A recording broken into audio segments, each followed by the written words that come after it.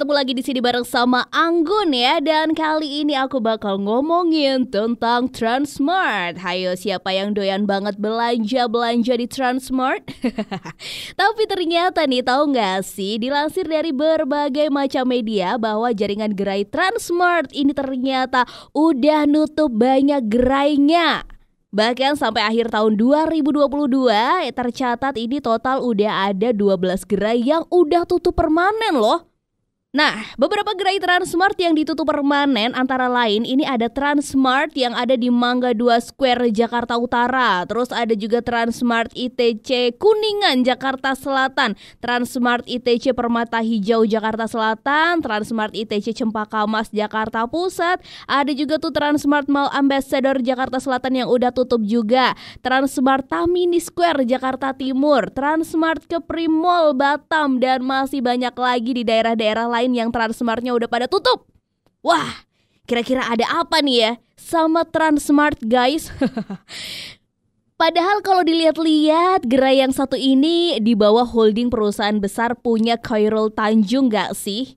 Kira-kira apakah karena dampak resesi ekonomi 2023 atau jangan-jangan gara-gara salah urus jadinya pada tutup semua? Atau sebelum lebih jauh lagi ya kan ngulasnya nih tentang fenomena yang satu ini, yuk let's check it out. Kita lihat dulu deh friend sejarah dari Transmart. Yes, sejarah Transmart ya. Jadi dulu di tanggal 16 April 2010, Khairul Tanjung ini melalui PT Trans Retail Indonesia mengakuisisi 40% saham dari PT Carrefour Indonesia dengan nilai 300 juta dolar Amerika Serikat, friend. Dana akuisisi ini berasal dari pinjaman konsorsium 4 bank ya, yaitu ada Credit Suisse, Citibank, JP Morgan, dan juga ING Bank. Sementara itu, sisa saham lainnya ini masih dimiliki Carrefour SA dengan kepemilikan 39% dan Carrefour Nederland BV dengan 9,5%. Dan juga ada Onesia BC dengan 11,5%. Terus di tanggal 19 November 2012, nah, Khairul Tanjung ini ambil alih saham sebanyak 60% PT Carrefour Indonesia dengan biaya 750 juta dolar Amerika Serikat yang merupakan dana pinjaman dari Credit Suisse, BNP Paribas, JP Morgan, ING Bank, ANG, Goldman Sachs, Deutsche Bank, Royal Bank of Scotland, Standard Chartered Bank, dan juga Bank of Tokyo. Nah, setelah akuisisi 100% saham tersebut nih, PT Trans Retail Indonesia langsung ngeganti semua nama gerai Carrefour ini jadi Transmart Carrefour.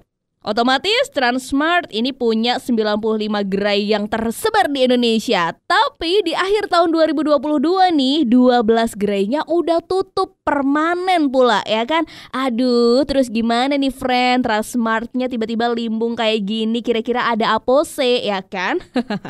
Berdasarkan analisis dari pengamat ekonomi Tom McIvell, salah satu faktornya ini adalah strategi yang dipilih itu nggak tepat nih biar bisa bersaing sama supermarket lainnya.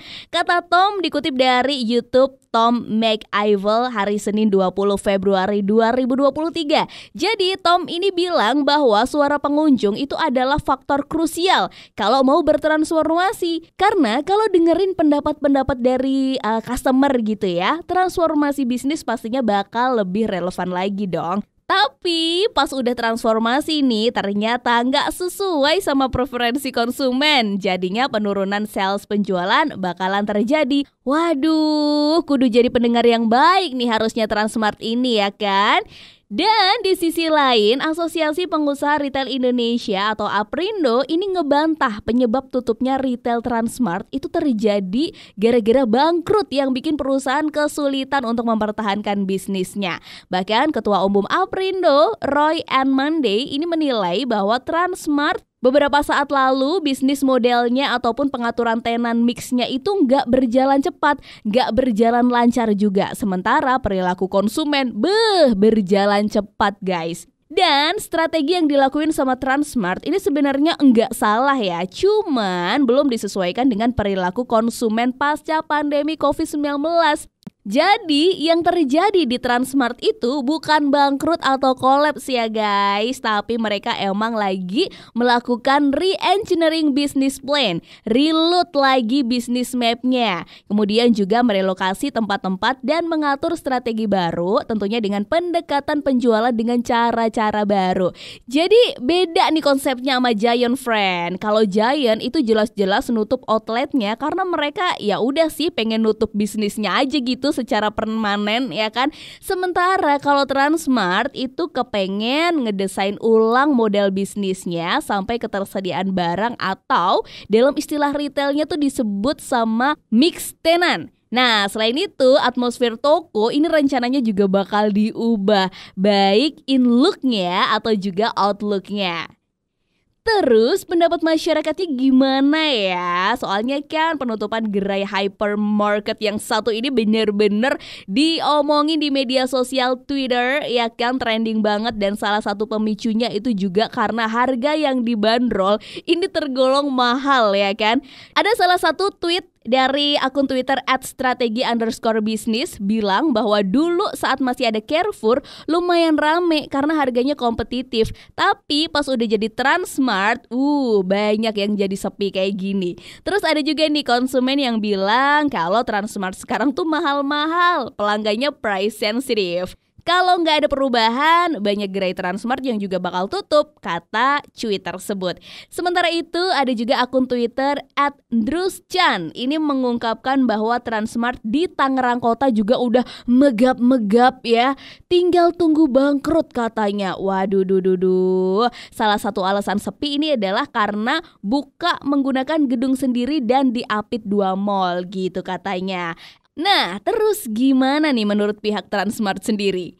Vice President Corporate Communication Transmart Carrefour, Satria Hamid, ini bilang bahwa gerai Transmart tutup gara-gara imbas pandemi COVID-19, friend. Menurutnya, penutupan beberapa gerai ini dilakukan buat ngeringanin kerja perseroan dari kinerja gerai yang nggak memuaskan gitu ya. Dan fenomena penutupan gerai ini emang lazim di industri retail. Wow, bener aja ya, friend. Di masa-masa pandemi itu emang banyak banget swalayan, hotel, dan restoran itu pada kesulitan.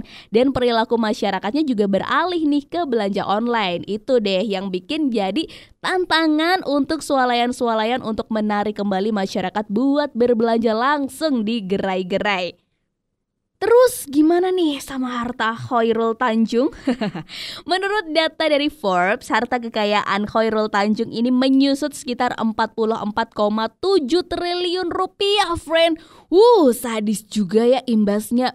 Banyak banget nyusutnya. Harta kekayaan Khairul Tanjung sekarang ini sebesar 5,3 miliar US dollar atau setara dengan 78,9 triliun rupiah. Ini turun ya dari nilai tahun lalu sebesar 123,6 triliun rupiah.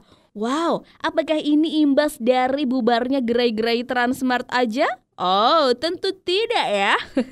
Karena Khairul Tanjung sendiri punya bisnis lain yang tentu aja dong banyak yang anjlok juga gara-gara pandemi. Terus kira-kira Transmart bisa bertahan gak ya? Nah, tutupnya gerai Transmart ini udah kayak nyusul bisnis retail lain yang lebih dulu gulung tikar ya, seperti Giant, Matahari, Sentro, Gramedia, dan juga masih banyak lainnya. Dimana hal ini menandakan bahwa persaingan bisnis retail itu makin lama makin ketat ya gak sih, friend? Di tengah perilaku konsumen juga yang sekarang ini banyak beralih ke online store, makin bikin berat nih usaha ya kan, apalagi sekarang banyak juga tuh warung-warung Madura yang buka 24 jam, friend. Aduh, makin pusing gak tuh?